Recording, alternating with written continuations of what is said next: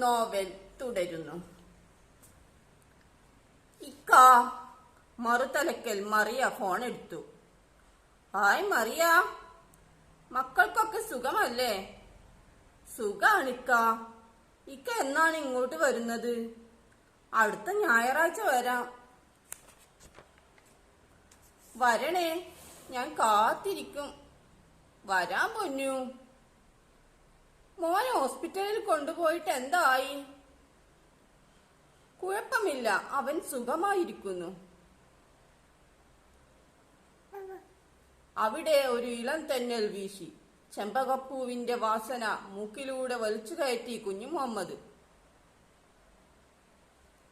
കുഞ്ഞിമ്മു വന്ന് കുഞ്ഞുമുഹമ്മദിന്റെ പിന്നിലൂടെ കെട്ടിപ്പിടിച്ചു. നീ ഇവിടെ എപ്പോൾ വന്നു? അവളുടെ പിടിവിടുവിച്ചുകൊണ്ട് കുഞ്ഞുമുഹമ്മദ് ചോദിച്ചു. ഞാൻ വന്നിട്ട് കുറച്ചു നേരമായി.